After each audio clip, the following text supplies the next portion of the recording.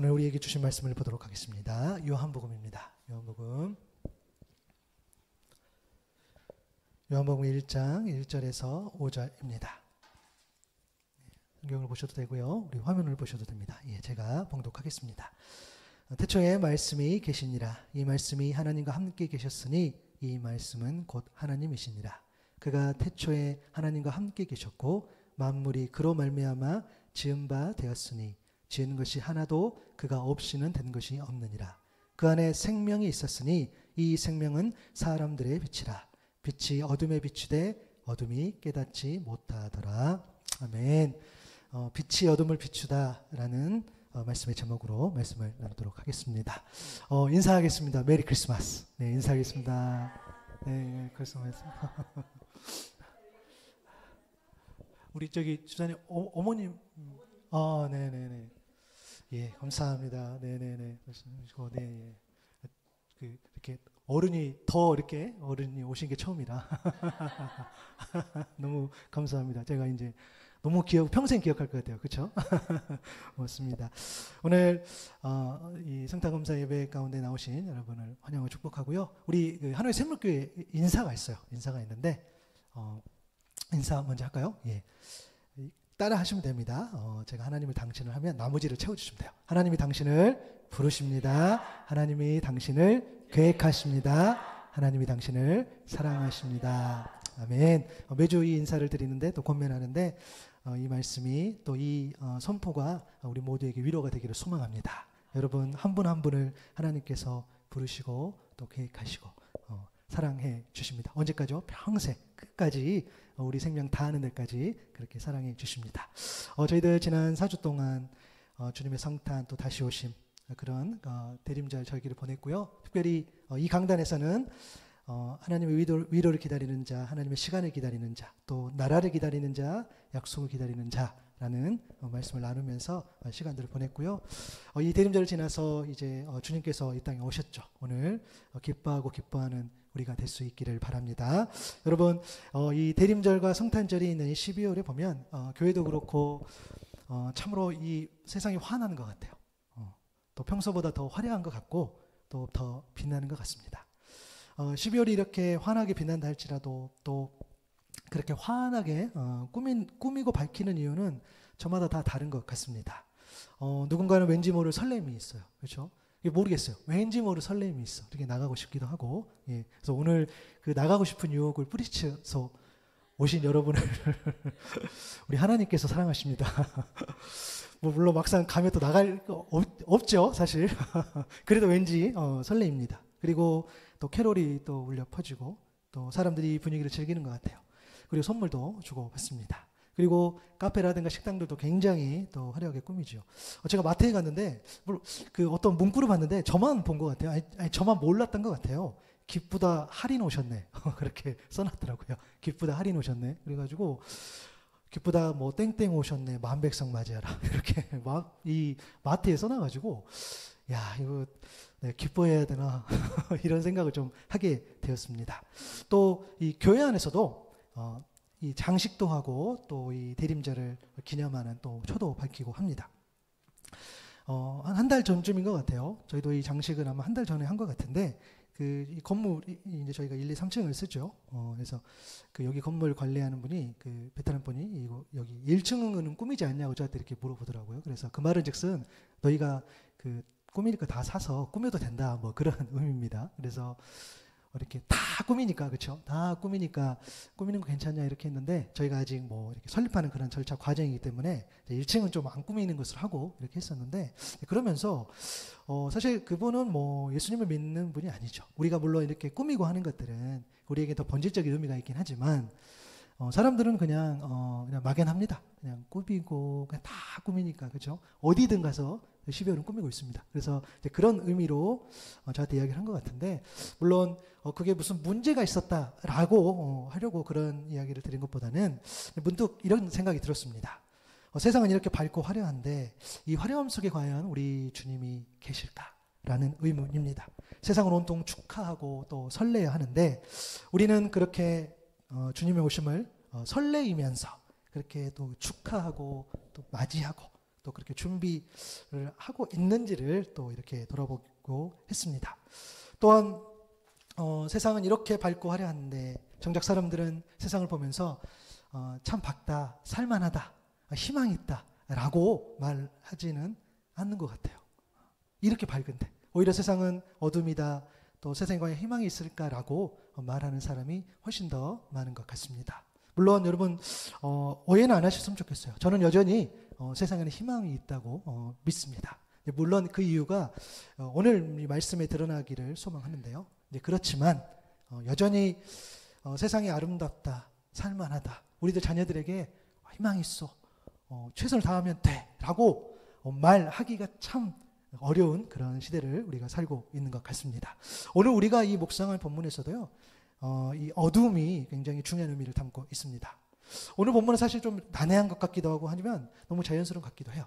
오늘 본문을 읽으면서 너무 그냥 아무 의심 없이 읽혀지면 너무 감사하고 그것은 믿음의 영역이겠죠. 그러나 이것을 뭔가 이렇게 설명해서 어떤 이해해서 이렇게 따라가다 보면은 참 아리송한 말씀이 있기도 합니다. 오늘 그 1장 1절에서 5절부터인데 4절까지만 좀 봐보면 태초에 말씀이 계시니라 1절이죠. 이 말씀이 하나님과 함께 계셨으니 이 말씀은 곧 하나님이시라라고 선포합니다. 여러분 이 말씀 보면 우리가 창세기 1장 1절에 생각이 나죠. 태초에 하나님이 천지를 창조하시니라. 다 이렇게 비슷한 말씀 같아요. 태초에 하나님이 천지를 창조하셨지만 오늘 본문에서는 태초에 말씀을 창조하신 게 아니라 계셨다라고 이야기를 합니다. 창조 이전에 이미 말씀이 존재했다라는 의미이죠. 창세기에 나오는 태초, 또 우리 요한복음에 나오는 이 태초는 이 원어적 의미가 조금 다릅니다.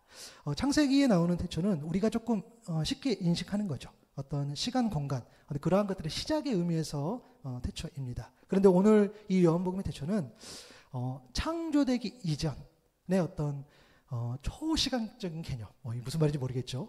그래서 영원토록, 오래도록, 그리고 또 통치자라는 의미가 이렇게 더해지는 어떤 그런 사전적 의미를 찾아보게 됩니다. 그래서 보통 학자들은 이 요한복음 1장 1절의 태초를 영원한 시간, 그 영원한 시간의 한 점, 그런 태초로 우리 사람이 헤아릴 수 없는 그런 상상할 수 없는 그런 시간의 태초를 의미합니다. 그래서 이 영원한 시간 속에 존재했던 말씀이 있는데 그 말씀이 하나님이라는 거예요. 오늘 본문 2절 3절이죠. 그가 태초에 하나님과 함께 계셨고 만물이 그로 말미암아 지은 바 되었으니 지은 것이 하나도 그가 없이는 된 것이 없느니라. 여기에서 1절에 언급된 이 태초의 하나님, 이 말씀이 함께 계신 이제 그가 등장합니다.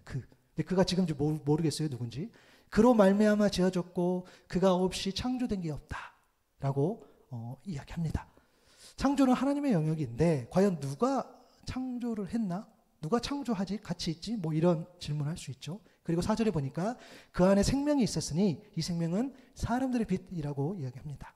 태초에 하나님과 말씀과 함께 계신 그가 있는데 그 안에 생명이 존재했어요. 그 생명은 곧 사람들의 빛이라고 이야기합니다. 이 사람들의 빛을 학자들은 사람들을 위한 빛, 그리고 또 유진 피터스는 삶을 유지하는 빛 이렇게 번역하기도 합니다. 그러니까 말씀이 있어요. 하나님이 있어요. 그가 있어요. 생명이 있어요. 빛이 있어요. 이게 다 연결된다라고 오늘 내용을 보게 됩니다. 여러분 이 요한복음의 첫 부문을 볼 때 이 묵상에 도움이 되는 두 개의 내용이 있습니다. 하나는 뭐냐면 들어보셨을 것 같아요. 이 로고스라는 개념입니다. 태초에 말씀이 계시니라 이 말씀이 하나님과 함께 계셨으니 이 말씀은 곧 하나님이시라. 이 말씀이 바로 이 로고스라는 개념인데요. 이 박대영 목사님이라는 분이 쓰신 이 예수님을 알아가는 이 요한복음이라는 책에 보면 이 로고스에 관해서 이 헬라적 배경에 대한 설명이 되어 있어요. 이게 좀 쉬울 것 같아서 제가 좀 가져와 봤는데 헬라에는 플라톤 철학이 있었습니다. 로고스는 플라톤 철학에서도 핵심 용어입니다. 그들에게 로고스란 합리적인 생각, 그 생각의 외적 표현으로서의 말을 뜻합니다. 말이라는 거죠, 말. 그들은 로고스가 우주의 편만한 이치이며 그 씨가 인간의 영혼 속에 있다고 보았습니다. 그 씨 때문에 인간이 우주의 이치를 이해할 수 있고 우주의 이치를 터득하면 어떤 지식을 얻을 수 있다고 보았습니다. 그리고 그 지식이 있어야 구원을 얻을 수 있다고 믿었습니다. 따라서 로고스는 그 지식을 얻는 수단입니다. 여러분 그러니까 뭐냐면 어떤 합리적인 생각, 그 생각의 어떤 표현으로서의 말, 그리고 구원의 지식을 얻는 어떤 수단으로서의 말, 그 말이 이 로고스라는 거예요. 그래서 어떤 학자는 이 로고스를 세상에 의미를 넣어주는 이성, 세계를 혼돈 대신에 질서로 만드는 원리, 세계를 완전 질서 가운데서 진행하게 하고 그 진행을 지속시키는 힘, 이렇게 복잡하게 설명을 합니다. 그러니까 합리적인 어떤 이성, 그리고 어떤 질서를 지키는 어떤 힘, 그런 어떤 신비한 어떤 것을 우리가 생각나게 하는데요. 그게 바로 이 로고스, 이 말이라는 거예요. 그래서 이 개념을 우리가 받아들이면 우리는 전지전능한 하나님이 생각이 나는 거죠.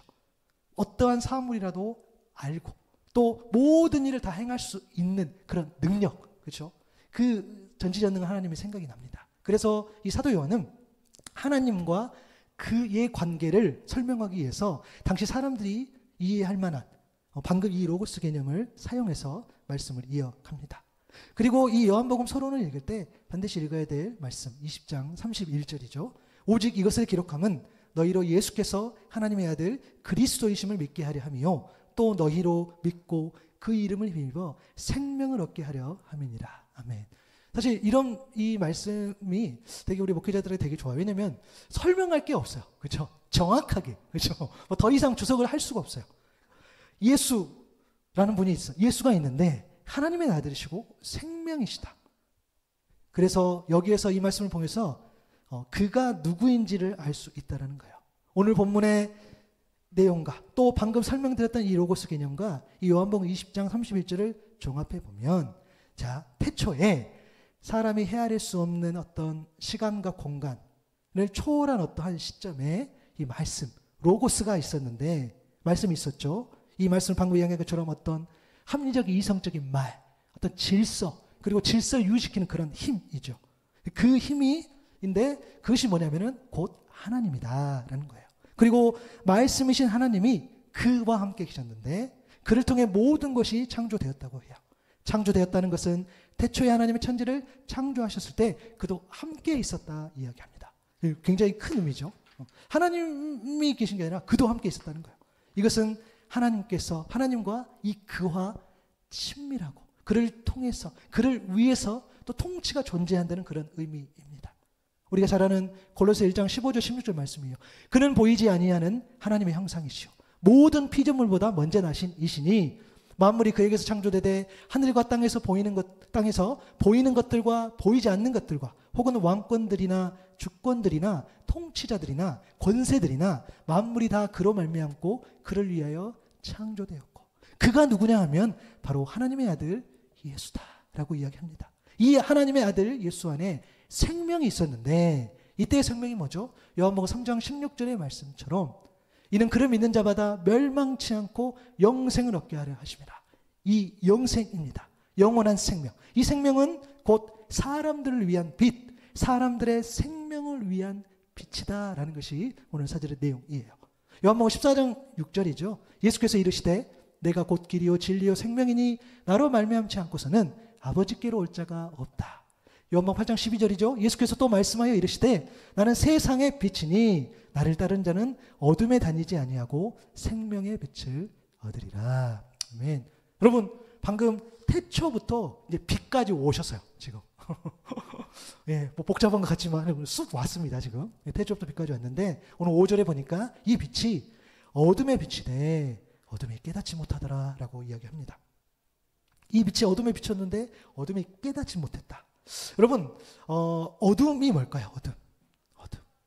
어두워 이렇게 이야기할 때 있는데 어둠.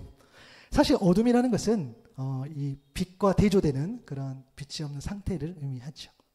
이 어둠은 굉장히 다양한 의미가 있습니다. 빛과 반대되는 어둠, 또 생명에 반대되는 죽음, 하나님 말씀에 반대되는 어떤 영적인 그런 무지, 어떤 죄악들, 어두운 세상, 보이지 않지만 존재하는 어둠의 어떤 그런 세력들, 어떤 사단마귀 그런 것들을 이야기하겠죠. 그리고 하나님과 멀어지는 어떤 그런 분리되는 것들, 이런 것들을 우리는 어둠이라고 이야기합니다. 로마서 1장 29절에서 31절에 보면 곧 모든 불의, 추악, 탐욕, 악의가 가득한 자요, 시기, 살인, 분쟁, 사기, 악독이 가득한 자요, 수군수군하는 자요, 비방하는 자요, 하나님께서 미워하시는 자요, 능욕하는 자요, 교만한 자요, 자랑하는 자요, 악을 도모하는 자요, 부모를 거역하는 자요, 우매한 자요, 배약하는 자요, 무정한 자요, 무자비한 자라. 이처럼 이 죄악으로 가득한 사람이 여러분 죄악으로 가득한 세상을 만들지도 모릅니다. 이 빛이 어둠에 비치는 것을 이사야 선지자는 이렇게 말했죠. 흑암에 행하던, 이사야 9장 2절이죠. 흑암에 행하던 백성이 큰 빛을 보고 사망의 그늘질 땅에 거주하던 자에게 빛이 비치는도다라고 선포합니다.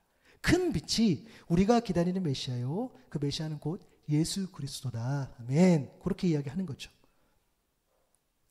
빛이 비쳤는데요, 여러분 어둠이 깨닫지 못했다라고 했어요. 뭘 깨닫지 못했나? 물론 이 깨닫다라는 의미는 두 가지로 우리가 보통 해석할 수 있어요. 깨닫다, 우리가 잘 아는 이해하다. 세상도 사람도 어둡고 절망적인 상태예요. 근데 빛이 되신 예수님이 오셨어요. 근데 말 그대로 무지해서 그렇게 깨닫지 못했다는 거예요. 이때 무지라는 영적인 무지겠죠. 하나님을 알아보지 못하겠죠. 그래서 제가 얼마 전에 또 말씀을 나눴을 때도 우리가 준비하고 기다리는 것이 늘 거기서 대기하고 기다려. 왜 그렇게 막 그렇게 열심으로 열정으로 늘 주님이 오시면 우리가 대기해야 됩니까? 라는 질문 앞에 우리가 그렇게 준비하지 않을 때는 우리가 주님을 못 알아본다는 거예요. 우리가 세상 속에 늘 살다가 갑자기 주님이 오셨는데 알아볼 수 있을까요? 전혀. 저는 그렇게 할 수 없다고 생각해요. 그렇기 때문에 정말 우리를 위해서 야, 너 준비해, 기다려, 인내라고 이야기하신다는 거죠. 그거 마찬가지인 거죠. 그래서 영적인 무지에서 비롯된 믿음은 결국 결정적인 순간에 여러분 불신합니다. 불신. 그래서 이해하다 깨닫지 못했다는 것은 결국은 뭡니까? 영적인 무지로부터 불신하게 된다는 거예요. 여러분 그래서 믿음이 중요한 줄로 믿습니다. 그럼 믿음이 깊어지면 깊어질수록 우리 주님께서 깊이 묵상되고 선명하게 보일 줄로 믿습니다. 깨닫다, 이해하도록 해석할 수 있고요. 그 다음에 이 깨닫지 못하다의 깨닫다는 이기다, 정복하다라는 의미도 담겨 있습니다. 요한복음 1장 5절에 보니까 그 빛이 어둠 속에서 비치니 어둠이 그 빛을 이기지 못하였다. 표준세번이 이렇게 번역했어요. 빛이 이김, 빛의 승리, 빛의 정복을 의미하죠. 어둡고 절망적인 상태가 분명하지만 여전히 하나님의 빛이, 우리 예수 그리스도 그 빛이 임해요. 그래서 어둠은 결코 빛을 이기지 못한다라는 의미로 해석할 수 있다는 거예요. 물론 후자 해석이 더 역동적인 것 같기는 해요. 요한복음 16장 33절에 보니까 이것을 너희에게 이르는 것은 너희로 내 안에서 평안을 누리게 하려 함이라. 세상에서는 너희가 환난을 당하나 담대하라. 내가 세상을 이기었노라. 예수 그리스도의 빛이 비칠 때 우리는 평안을 누리고 환난 속에서도 여전히 주님은 세상을 이기시며 승리하실 줄로 믿습니다. 그래서 세상을 이겼다라고 이야기를 합니다. 근데 여러분 여기서 놀라운 반전이 있어요. 어두운 세상이, 또 어두운 내가, 어두운 자아가 빛이 비추는 것을 거부하고 싫어한다는 거예요. 요한복음 3장 19절 20절에 보면 그 정죄는 이것이니 곧 빛이 세상에 왔을 때 사람들이 자기 행위가 악함으로 빛보다 어둠을 더 사랑한 것입니다. 악을 행하는 자마다 빛을 미워하여 빛으로 오지 아니하나니 이는 그 행위가 드러날까 함이요. 어둠을 사랑한 이유가 뭡니까? 빛은 어둠을 밝혀주는 그 기능만 하는 게 아니라 숨겨두고 감추었던 것도 드러내는 역할을 한다는 거예요. 이 빛이 왔을 때. 그래서 어둠 가운데 있으면요, 우리는 늘 이 사단의 이 악한 세력에 끊임없이 우리는 회유당해요. 숨어야 돼. 부끄럽잖아. 너 그거 들키면 어떻게 살려고 그래. 그래서 우리는 어둠으로 가는 것 같아요. 우리 저도 그렇고 저희 아내도 그렇고 우리 목회자들의 또 우리도 성도님들 계시지만 두려움이 뭡니까? 믿음 없음이 들킬까 봐. 그렇죠? 교회 안에서는 되게 믿음이 있는 것 같아요. 근데 그게 잘 안 된다는 거죠. 네. 여러분 최근 목회 자료 중에 이게 있어요. 뭐냐면 이 성도님들이 이 목회자들에게 기대하는 게 있어요. 여러분 성도님 목회자들 기대하는 게 뭘까라고 하는데 1번이 뭐냐면 목회자 인성과 성품입니다. 그게 1번이더라고요. 2번이 뭐냐면 성도의 돌봄, 사랑. 그리고 3번이 설교 능력이라는 거예요. 사실 근데 목회자들은 설교 능력이 1번이라고들 그냥 하게 돼요. 왜냐하면 늘 매주 설교를 하기 때문에. 그런데 성도님들은 인성과 성품, 성도의 돌봄, 그 사랑을 우선으로. 그래 설교 마치 그거 별거 아닐 수 있다라는, 물론 별게 아니긴 아니지요. 근데 그렇다라는 거예요. 여러분 정말 그렇게 생각하십니까? 물론 그래서 늘 두렵습니다. 인성 좋은 척, 성품이 좋은 척, 성도를 사랑하는 척, 이게 걸리면 안 되는데, 그죠? 설교를 잘하는 척 할 수는 없으니까, 그죠? 그래서 이게 빛이 오기를 늘 바라지만 그 빛이 왔었을 때에 우리의 연약한 믿음도, 우리의 부족한 어떤 그런 성품도, 인성도 우리가 드러날까봐 이 빛을 두려워할 때가 있다는 거예요. 여러분, 그런데 솔깃해요. 우리가 우리의 어떤 연약함들을 감췄어요. 그러면 그때는 정말 특별한 게 없어 보여요. 그냥 문제될 게 없어 보입니다. 그런데 여러분 더 잘 아실 겁니다. 빛이 없으면 결국 서서히 죽어갑니다. 결국 죽습니다. 죽는다입니다. 그냥 그 끝은 정해져 있어요. 빛이 없으면 죽습니다. 빛이 없으면 죽음은 정해진 이치입니다. 돌이킬 수가 없다는 거죠. 그런 의미에서 주님의 성탄을 또 기억하고 기념하며 감사하며 축하하는 오늘, 이러한 좀 두 가지 기도 제목으로 주님 앞에 좀 나아갈 수 있기를 바라는데요. 첫째는 뭐냐면 예수님의 빛이 어두운 세상과 어두운 나의 속사람까지도 비치게 하소서. 아멘. 여러분, 얼마 전에 이런 기사가 있었어요. 제가 사실 이 기사도 지난번 설교 때 좀 이야기를 했었는데 저는 계속 이 기사가 좀 떠올랐어요. 고립 은둔 청년들이 전국에 54만 명가량 된대요. 그래서 정부가 이 언론에 난 기사인데 누군지 이 사람들 누굴까라고 이제 실태 조사를 했는데 20대 후반 대학을 졸업한 사람이 많았고 취업 실패가 주된 이유라고 나타났다는 거예요. 나이는 20대에서 30대 초반, 학력은 대졸이 가장 많다고 합니다. 10명 가운데 6명이 20대부터 이렇게 숨기 시작했다는 거예요. 가장 큰 이유, 직업적 어려움 맞죠. 또 대인 관계, 가족 관계 등을 이어서 그렇게 된다는 거예요. 그리고 일상, 그럼 그들이 숨어서 뭐 하냐? 유튜브 보겠죠. 그리고 그런 온라인 활동하겠죠. 그게 전부라는 거예요. 미래에 희망이 없어. 다른 사람의 시선이나 만남이 너무 두려워, 괴로워.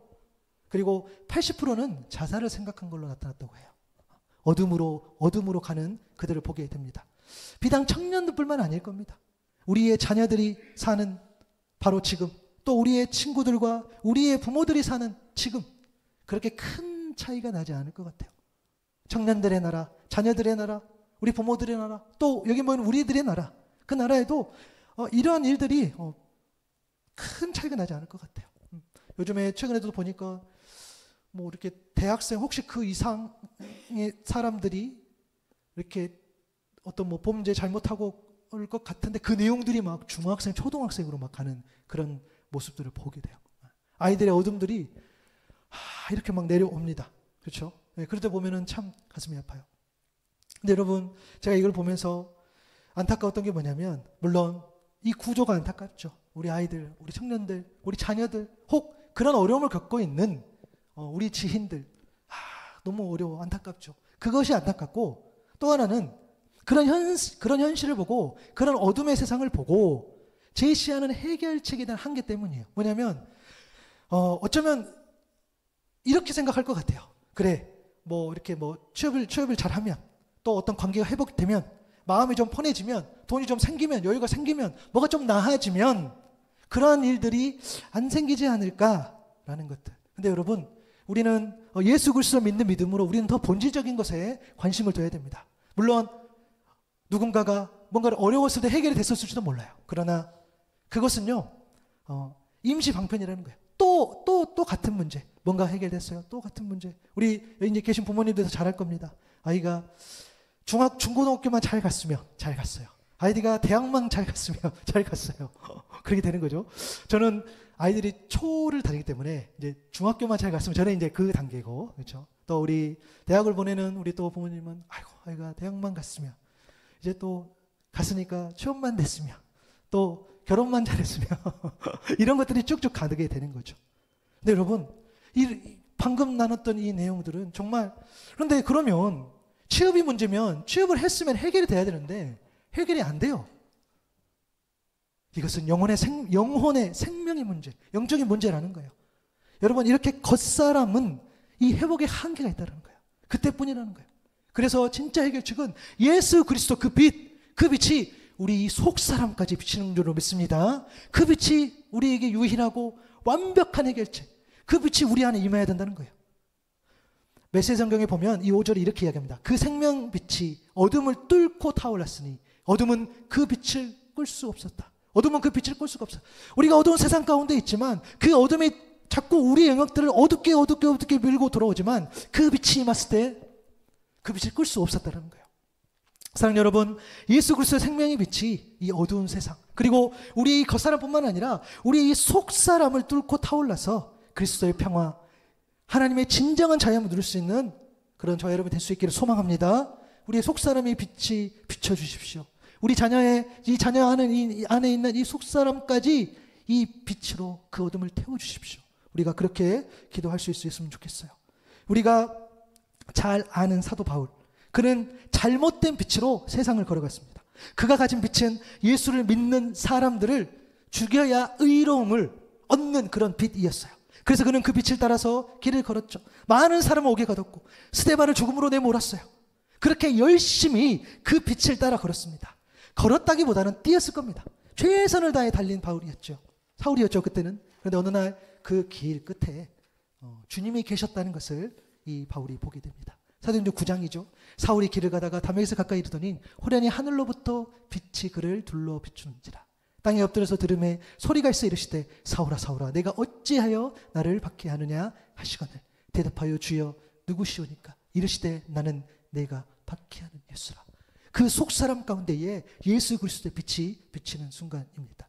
그 빛으로 이제는 그는 전혀 다른, 그러니까 그가 쫓았던 그 빛이 아니라 위로부터 임하는 그 빛, 속사람까지 완전 태워버리는 그 빛이 인도하심 따라서 걷게 됨을 보게 돼요.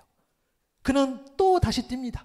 그가 빛을 만나서 이렇게 고백하죠. 디모데전서 1장 13, 14절이에요. 내가 전에는 회방자요 박해자요 폭행자였습니다. 그러나 그러한 행동은 내가 믿지 않을 때에 알지 못하고 한 것이므로 하나님께서 나에게 자비를 베푸셨습니다. 우리 주께서 나에게 은혜를 넘치게 부어주셔서 그리스도 예수 안에서 얻는 믿음과 사랑을 누리게 하셨습니다. 아멘. 그의 속사람이 태워지니까 그가 그동안 우리 주님께서 그를 어떻게 봤는지 또 그가 어떻게 살았는지를 선명하게 보게 되는 거죠. 예수님의 빛이 이 어두운 세상과 또 어두운 나의 속사람까지도 비쳤을 때, 그 빛을 만날 때 우리는 진정한 생명의 삶으로 나아갈 수 있다는 거예요. 물론 바울이 탄탄대도로 갔겠습니까? 아닙니다.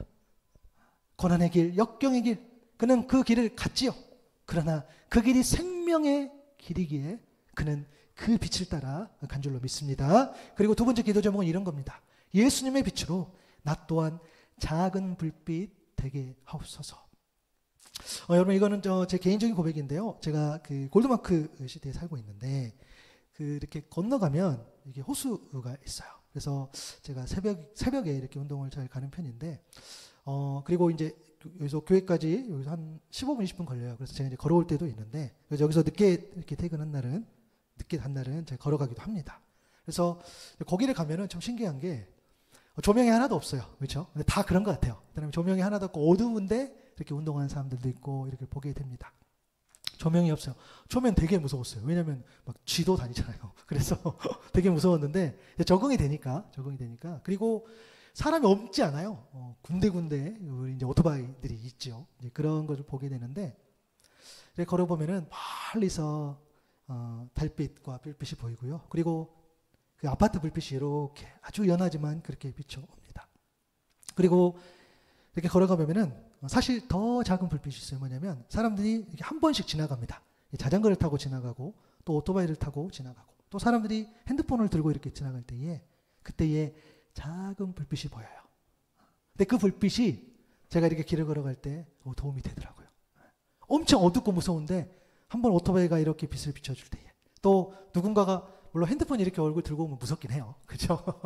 근데 보여요. 밝아서. 주님 오셨을 때 세상의 어둠은 여러분 완벽하게 무너질 줄로 믿습니다. 회복됩니다. 밝아질 겁니다. 우리가 그런 기대가 있어요. 그래서 여전히 세상을 희망이 있다는 거예요. 예수 그리스도의 빛이 비쳤을 때 우리가 그것 아니고서는 이 땅에 어떤 희망이 없다는 거예요. 그런데 그때까지는 주님께서 정말 오시기 전까지, 그리고 주님께서 원하시는 그때까지는, 또 기다리시는 그때까지는 우리에게 어둠이 있지요. 그런데 저와 여러분이 드문드문 이렇게 보이는 작은 불빛이 되는 겁니다. 그래도 걸을 수 있도록 말입니다. 불빛이 각각 비치기도 하고 때로는 그 불빛이 함께 모여서 비치기도 하는 거죠. 내가 스스로 그렇게 비치는 빛은 여러분 생명이 없는 그런 빛이에요. 내가 작은 불빛이 되기 위해서는 예수 그리스도의 그 불빛이 필요하다는 거죠. 그러나 예수님의 빛에 의해서 비치는 빛은 생명의 빛인 줄로 믿습니다. 저 여러분이 예수님의 빛으로 작은 불빛이 되어서 가정과 교회와 공동체와 일터와 내 가까운 이웃이 이 어두운 세상에서 넘어지지 않게 작게나마 비춰줄 수 있다면 그것이 하나님께 영광이요 하나님 원하시는 우리의 삶일 줄로 믿습니다. 그래서 기도 제목 2가지가 뭐였습니까? 예수님의 빛이 이 어두운 세상, 어두운 나의 속사람까지 비추게 하소서. 그리고 예수님의 빛으로 나 또한 작은 불빛 되게 하옵소서. 여러분 예수님의 빛이시죠? 여러분 빛이 막연합니까? 빛은 곧 말씀인 줄로 믿습니다. 여러분 히브리서 4장 12절 13절 너무 유명하죠. 우리 메시지 성경으로 좀 보면 하나님께서는 말씀하시는 것을 반드시 지키시는 분입니다. 그분의 말씀은 이루어집니다. 한번 들어보세요. 그분의 능력 있는 말씀은 수술용 메스처럼 날카로워서 의심이든 변명이든 무엇이나 갈라내고 우리 마음을 열어서 귀 기울여 듣고 순종하게 합니다. 하나님의 말씀이 꿰뚫지 못할 것은 아무것도 없습니다. 아무리 발부림쳐도 우리는 하나님의 말씀에서 달아날 수 없습니다. 여러분 말씀이 빛인 줄로 믿습니다. 오늘 성탄절이에요.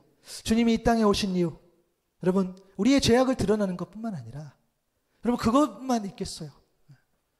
악인도 구원받기를 원하시는 그런 하나님이신데 우리의 어떤 죄악이 있다고 그 죄악을 드러내기 위해서 단순히 그 이유 때문에 우리 주님 오시는 거 아니에요.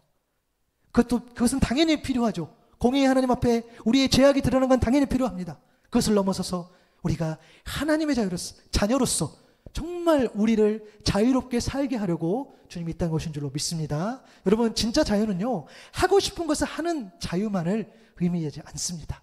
진짜 자유가 뭐죠? 하고 싶은 것을 절제할 수 있는 자유. 하나님이 원하시지 않기 때문에 그렇습니다. 하나님이 원하시지 않는 것을 거부할 수 있는 자유, 하나님이 원하시지 않는 것을 철저하게 떨쳐버릴 수 있는 그런 자유, 그 자유는 오직 예수 그리스도 그 빛으로 시작되는 줄로 믿습니다.